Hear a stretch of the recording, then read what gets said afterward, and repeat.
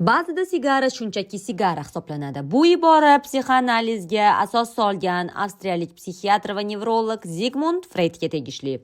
Qizig'i shundaki, Freydga ko'ra chekish axloqiy fiksatsiyani anglatib, bu oral jinsiy aloqaga bo'lgan muhabbatda ham namoyon bo'lishi mumkin. Freydning o'zi esa ashaddiy kashanda edi. Darvoqe, u o'z ehtirosini qandaydir tarzda oqlashga uringanini tasdiqlovchi hech qanday dalil yo'q. Katta ehtimol bilan sigara haqidagi iqtibos unga tegishli emas. Bundan tashqari Freyd nazariyasi ancha ko'p qirrali. O'z vaqtida uning konsepsiyasi inqilobiy bo'lgan. U psixologiya, tibbiyot va hatto falsafaga ham katta ta'sir ko'rsatgan. Ammo bugungi kunda u ko'p jihatdan eskirgan. Hozirgi kunda Freydizmning o'rnini yangi psixoanalitika konsepsiyalari egallagan. Biroq Freyd asos solgan poydevor hozir ham ahamiyatlidir. Zamonaviy psixoanalitiklar uning ishlarini qaytadan ko'rib chiqib, ularni yangicha talqin qilmoqdalar va psixologiyadagi ko'plab yo'nalishlar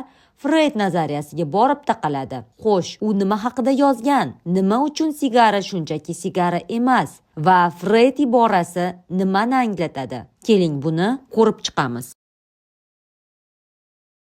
Freydning eng mashhur ishlaridan biri isteriyani o'rganish bilan bog'liq edi. Bu tashxis qadimgi Yunonistonda paydo bo'lgan. U bachadon quturishi sifatida tushunilgan. Shuning uchun ham erkaklarda isteriya mavjud emas deb hisoblangan. Bu aynan ayollar xulq-atvorining buzilishi degan qarorga kelingan. Ayniqsa 19-asr oxirida bu tashxis keng tarqalib ketgan. Uning belgilari xilma-xil bo'lgan. Hushdan ketish va asab buzilishidan tortib falajlik yoki isterikagacha. Isteriya turli usullar, jumladan jinsiy a'zolarni uqalash va gipnoz yordamida davolangan. Hozir bu atama eskirgan deb tan olingan. Ammo o'sha paytda Freyd ushbu kasallik asosida yaratgan kashfiyotlar haqiqatdan ham innovatsion bo'lgan. Isteriya jinsiy maylning bostirilishi tufayli rivojlanadi va u nafaqat ayollarga, balki erkaklarga va hatto bolalarga ham xos degan xulosaga kelgan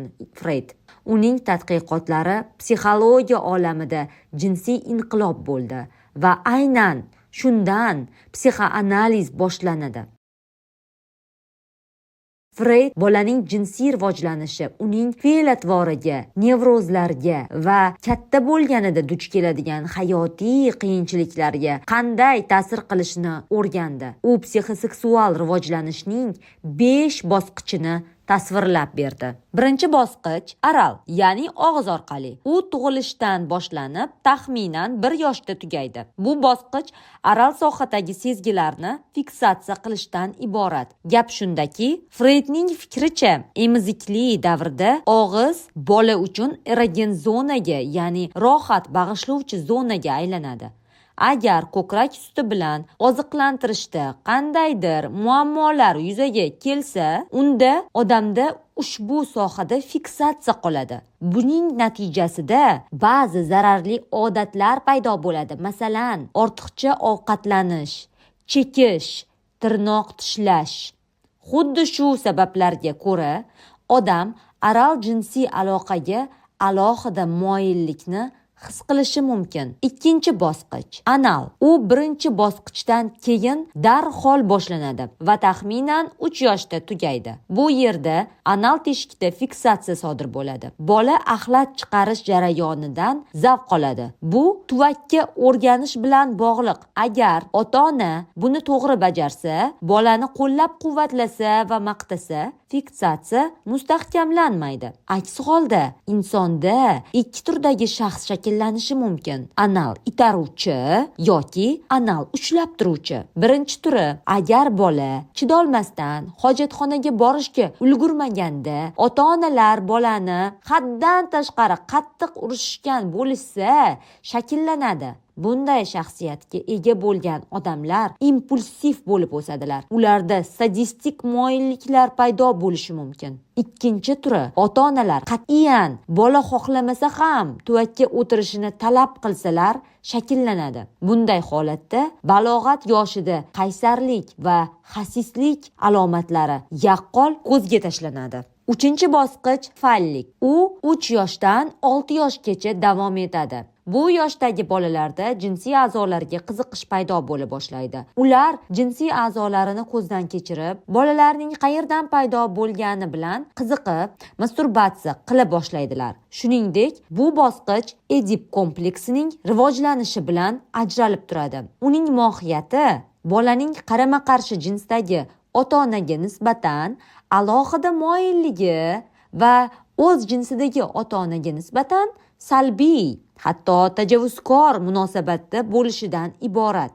Bularning barchasi rashk va raqobat tufayli sodir bo'ladi. Keyinchalik qizlar o'zlarini onasi bilan, o'g'il bolalar esa otasi bilan bog'lana boshlaydilar. Freydning fikricha, bola o'z jinsidagi ota-onadan xulq-atvor modelini o'zlashtiradi. Erkaklarda fiksatsiya bu bosqichda ayollarni zabt etishga intilish va agressiv xatti-harakatlarda namoyon bo'ladi. Ayollar esa noz-karashma va palapartish jinsiy aloqalarga moyil bo'lib qoladilar. Xulosa qilib aytganda, Freydning fikricha, aynan shu bosqichdagi muammolar impotensiya va frigidlikka olib keladi. 4-bosqich latent. U 6 yoshdan 12 yoshgacha davom etadi. Bu bosqich uchun har qanday jinsiy maylning yo'qligi xarakterlidir. Bolalar bu davrda o'qishda erishgan yutuqlaridan zavq oladilar va boshqalar bilan do'stona munosabatlarni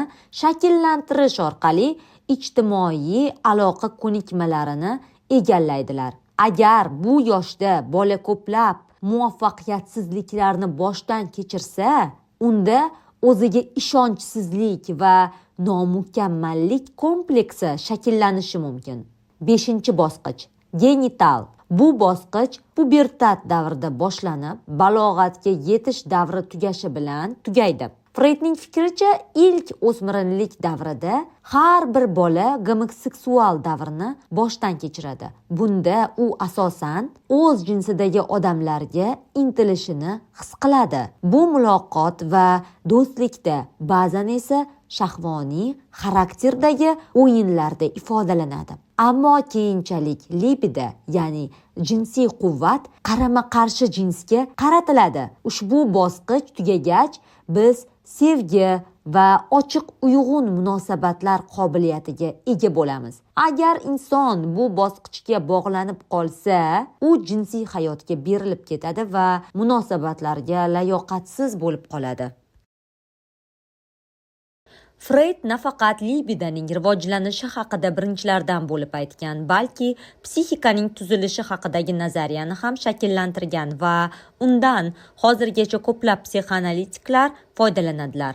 Freydning fikricha, bizning ruhiyatimiz 3 tuzilmadan iborat: ongsizlik, ya'ni id, ong, ya'ni ego va super ego. Ongsizlik, ya'ni id, bola bilan birga tug'iladigan psixikaning bir qismidir. Unda insonning asosiy instinktlari eros va tanatos, ya'ni hayot va o'lim instinktlari mujassamlashgan. Zamonaviy olimlar insonda instinktlar yo'q deb hisoblashadi. Shuning uchun bugungi kunda psixoanalizda intilish kabi tushuncha qo'llaniladi. Eros bu jinsiy mayl, nasl qoldirish istagi. Tanatos esa bu bizni o'zini yo'q qilishga undaydigan buzg'unchi mayl. Ongsizlikda ongimizdan yashiringan haqiqiy istaklarimiz berkitilgan bo'lib, ular ko'pincha aynan Freyd tomonidan tasvirlangan mayllar bilan bog'liq. Biz buni anglamaymiz, lekin aynan ongsizlik bizning xatti-harakatlarimizni boshqaradi. Super ego bu biz o'zlashtiradigan barcha ijtimoiy me'yorlar va qoidalardir. Aynan super ego barcha istaklarimiz uchun filtr vazifasini o'taydi. Ongsizlikdan farqli o'laroq, bu tuzilma biz ulg'ayganimizda biz bilan birga rivojlanadi. Ego bu insonning o'zi, uning namoyon bo'lishidir. Freyd fikricha, dastlab u ongsizlik nazorati ostida bo'ladi. Freyd bolalarning xudbinligi va injiqligini aynan shunday izohlaydi. super ego rivojlanishi bilan xulq-atvor o'zgaradi. Bola jamiyatga moslashadi. Ongsizlik konsepsiyasidan ko'plab mutaxassislar hali ham foydalanadilar. Zamonaviy psixoanalitikaning vazifasi inkor qilingan istaklar va xohishlarni anglashga yordam berish va ongsizlikda yashiringan ehtiyojlarni qondirishdan iborat. Ongsizlik bilan ishlash uchun Freyd o'ziga xos usullarni ishlab chiqqan bo'lib, u ikkita asosiy texnikadan foydalangan. Birinchisi, erkin assotsiatsiyalar metodi. Freyd bo'yicha izohlar atamasi aynan shu usul bilan bog'liq. Erkin assotsiatsiyalar har qanday mavzudagi fikrlarni ixtiyoriy bayon qilishga asoslangan mulohazalardir. Aynan ular bizning ongimizda yashirin bo'lgan ehtiyojlar va fantaziyalarning mavjudligi to'g'risida signal hisoblanadi. Ushbu usul shundan iboratki, mijoz uyat va qo'rquv haqida o'ylamasdan har qanday mavzuda erkin gapiradi. Shu bilan birga u fikrlar oqimiga ergashish kerak. Keyinchalik u psixoanalitik bilan birgalikda o'z hikoyasini tahlil qiladi va undan inkor qilingan istaklarni izlaydi. Freydning fikricha, biz hech narsani tasodifan gapirmaymiz. Shuning uchun bizning so'zlarimizda ongsizlikda yashiringan kalitlarni topish mumkin. Ikkinchisi, tush ta'biri. Freydning yozishicha, bizning tush haqidagi xotiralarimiz tushning haqiqiy ma'nosi yashiringan tashqi ko'rinish xolos. U tushning ochiq mazmuni va undagi yashirin fikrlarni bayon qila olgan. Psixoanalitiklar aynan shu bilan shug'ullanadilar, ya'ni mijozlarning tushlarini tahlil qilib, ular ongsizlik bizga tush orqali yetkazadigan xabarlardan haqiqiy ma'noni izlaydilar. Bugungi kunda freydizm ko'p jihatdan eskirgan tushuncha hisoblansa-da, Freydning psixoanaliz asoslari hali ham ko'p zamonaviy psixologik maktablar uchun asos bo'lib qolmoqda.